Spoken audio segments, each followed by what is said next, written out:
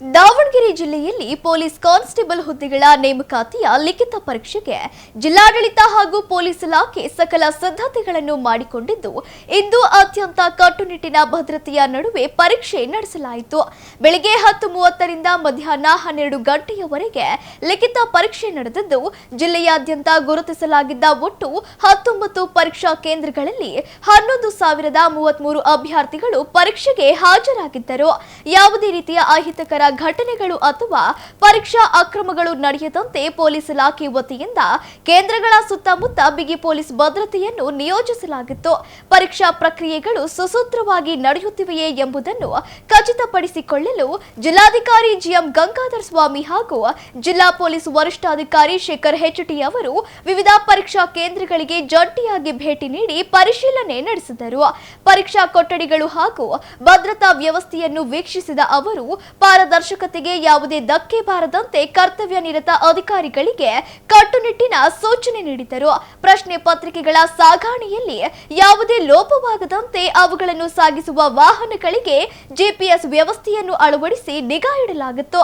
ಪರೀಕ್ಷೆಯ ವೇಳೆ ಅಕ್ರಮಗಳಿಗೆ ಆಸ್ಪದ ನೀಡದಂತೆ ಎಲ್ಲಾ ಪರೀಕ್ಷಾ ಕೊಠಡಿಗಳಲ್ಲಿ ಸಿಸಿ ಕ್ಯಾಮೆರಾಗಳನ್ನು ಕಡ್ಡಾಯವಾಗಿ ಅಳವಡಿಸಲಾಗಿದೆ.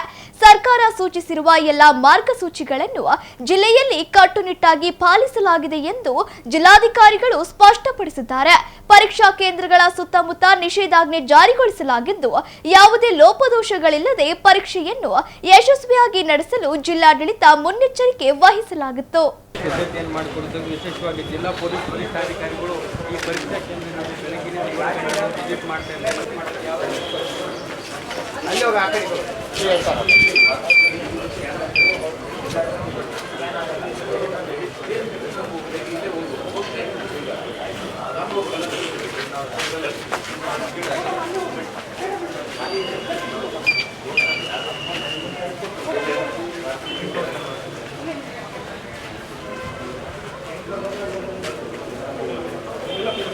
ಬಾ ಈ ಕಡೆ ಬಾ.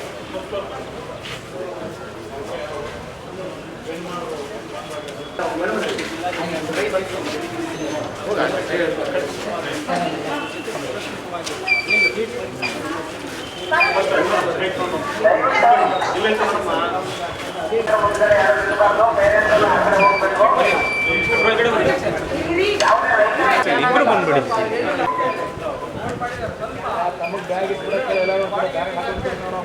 ಪ್ರಭಾಕರ್ ಸ್ಕ್ಯಾನಿಂಗ್ ರೆಡಿ ಆಗಿದೆಯಾ ಅಂತ ಕೇಳ್ಕೊಂಡು ರೆಡಿ ಕೇಳ್ಕೊಳ್ಳಿ. ರೆಡಿ ಇದ್ರೆ ಒಮ್ಮೆ ಕರ್ಕೊಂಡು ಹೋಗೋಣ. ಪರೀಕ್ಷಾ ಕೇಂದ್ರದ 200 ಮೀಟರ್ ಸುತ್ತಳತೆಯಲ್ಲಿ ಯಾವುದೇ ವಾಹನಗಳನ್ನ ನಿಲ್ಲಿಸಬಾರದು. ತಮ್ಮ ಬೆಲೆ ಬಾಳುವ ವಸ್ತುಗಳಿಗೆ ತಾವೇ ಜವಾಬ್ದಾರರು.